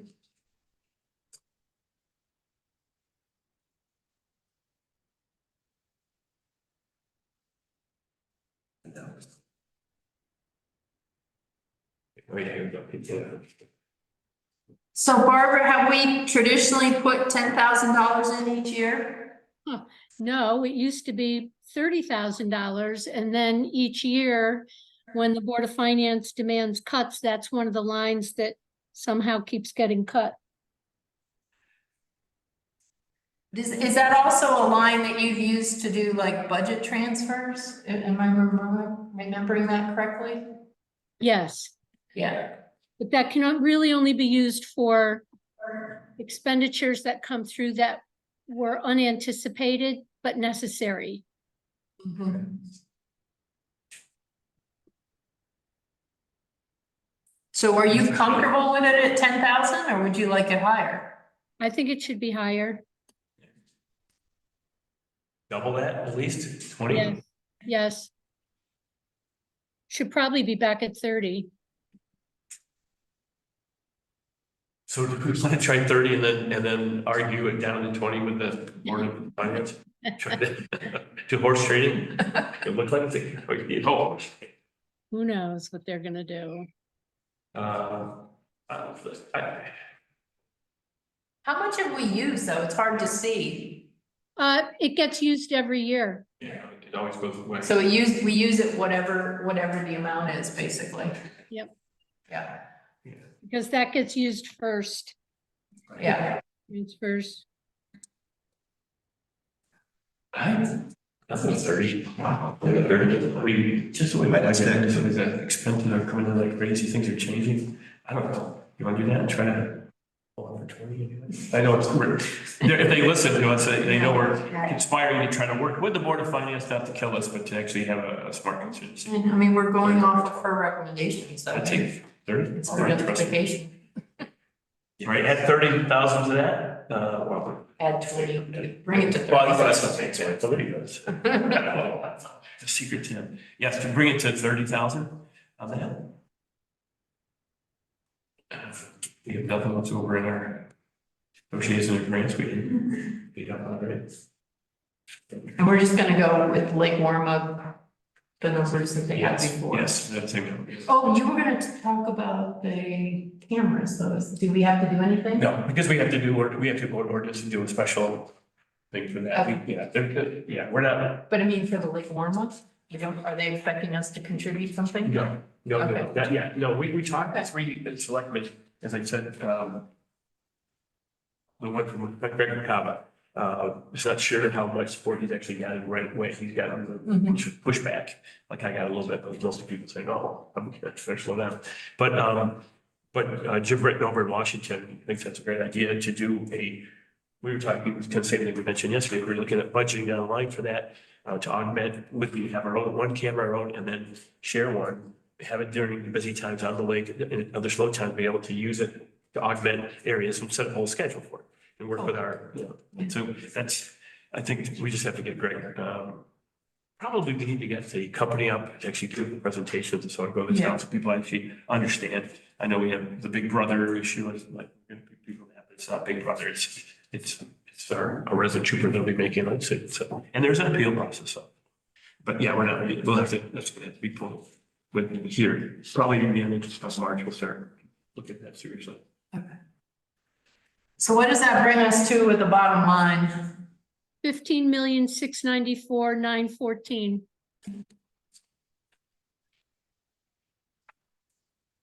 But actually, no, you don't want to vote on that because that includes the Board of Ed, which I Right. have placeholders in, so hold on a second. Yes, I was gonna say, please, You want to vote on 5,149,272 for the selectmen's budget. The transfer to capital, 1,738,235. And then the transfer to the dog fund and transfer to Scotticoke.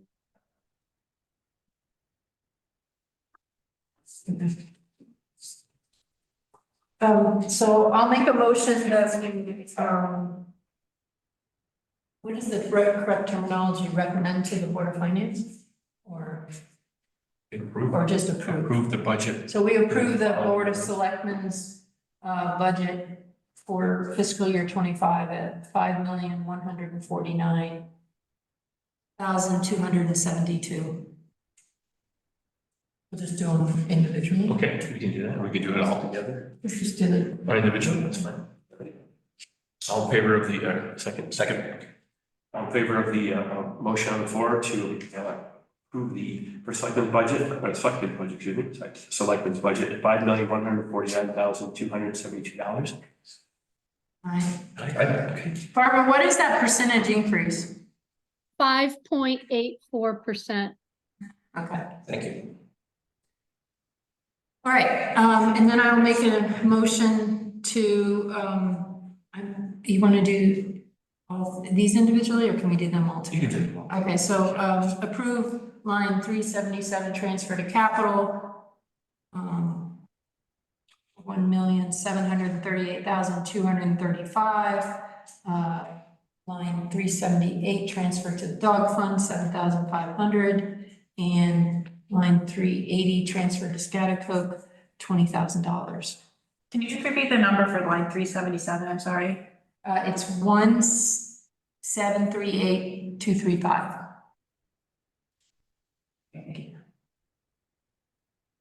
Actually, is that right though? Yeah. That's Okay. That's right. Yeah. Doubting myself. No, it's, the numbers are like. I'm like looking at my printout and then I'm like, I'll oh, should I be second it. looking up here? I'll second that motion. Okay, any discussion? All in favor of that motion as made? Aye. Aye.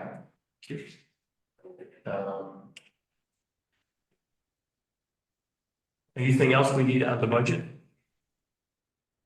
Barbara, do you think there's anything else we need in the budget? I don't think so Okay, at this point. at this point, yeah, let's.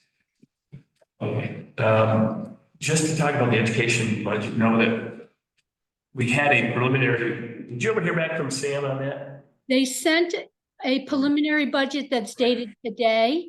And so the region number that I had in there has actually gone down a couple $1,000s from the one that was in there based on what they sent today. Okay, okay, just curious, But it's gone up a lot. yeah, it's 200, almost Yeah. 230,000, I think, if I'm in the ballpark, it's approximately that much. And we know that the Kent Center will be increased as well. With our armed security guard addition of that, which is gonna be close to probably under grand, or close to it, maybe a little under it. But anyway, and that is supposed, as I remember, that's supposed to come out the 13th. Is that the date that they present it to the school board of education presents it to I the don't board? have the calendar in front of me. I'm not sure. It's that Wednesday, the 13th. So welcome back. Yeah, welcome back a week for the 20th. I think that's the one to do. That's the date, Joyce, you think? I think that's a Wednesday, so I assume that's the right Wednesday, yeah. Yep. Wednesday, so, okay, so we'll see what that turns out then. But, we got anything else? So, yeah, so this is budget related, but, You can say it's money. no, so the next time we will meet will be for Swift House on the 15th. Right. Correct. And then we meet again at the end of the month. At the end of the month, yeah. Yeah. So at that 15th Are you meeting, guys all attending will the? you be there, Joyce, at all? You will not be there. So, so I will take my phone and Zoom Yeah, good. and record that. Is that right? Or just record, just record. You did this last. You can time. record it, right? I tried to zoom, but we get rid of that. I didn't have the light on for one thing, it wasn't working. So we did Zoom. We We zoomed did. it. And there's, you can see the faces, but we're not in darkness and that, yeah. But Okay. it's functional. Okay, so that's what I'll do. It's functional. Just want to make sure I'm doing that right. We will, if we're going to all be at the Board of Finance meeting on the 20th, I assume we'll have to warn that since we're all together. Well, we're not gonna make a decision. No, but we're gonna, The thing is, I thought- I learned from my FOI session that if you're not going to have a meeting, you're just going. if we're just going to answer questions, so. If they I don't bring it know, up. I don't, Joyce, traditionally, has the Board of Selectmen No, warned okay. meetings with the Board of Finance? I don't think so. Okay. So it's like, it's not like you're planning to have a meeting and make decisions. Oh, that's. So therefore, Okay. you don't have to warn it. Is that meeting hybrid? I would assume it would be. Okay, because I won't be in town Oh, okay. on the 20th. I should be away. So I mean, I could try to get back if need be, but There you go. I'll probably Looking good. vacation. Oh, good. No, don't come back. If you know what it is, I mean, we'll be presenting this, but I will make sure that, and we'll send the note out to, and we'll make that notion, that motion as well. And, yeah, and we'll also explain that time why we made the decision for the 3% and what we're planning to do for that 12.5. We're gonna hammer that, I think, a couple things not negative from. So, again, I think we worked hard, and I appreciate all you guys' work, to try to come up with a method, a plan to go forward that'll be sustainable, and as we work on the actual, idea of how we do the format for, people to be putting out their plan and putting their own assessments in place. There's some already, we see, the land use folks, particularly, trying to actually get, our, treasurer, or the tax collector, say, you're going to train, that's additional. She will, I know she will. Right. All right, but, okay, so if we don't have to do that, then, continue to vote to adjourn. This budget's done. Budget's done for us, us. for now. Yeah, but if anything more on capital, I never issue a capital, I don't think there's anything on that, but. If they're going to kick you back. Park and Rec talked about it. Yeah. So have you communicated that each of the departments that is in the capital plan should be providing a narrative? I have not, we'll do that though.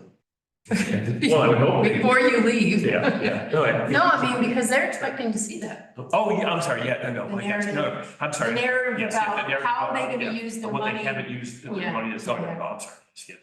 I thought the Board of Finance was supposed to send Marty a letter They did, did they? I They did, did but that? I've talked to people about that, but yeah, we'll make sure it's formal. Yeah, we'll set that, that everybody's prepared. Right, about what they, haven't done. And don't forget the fire.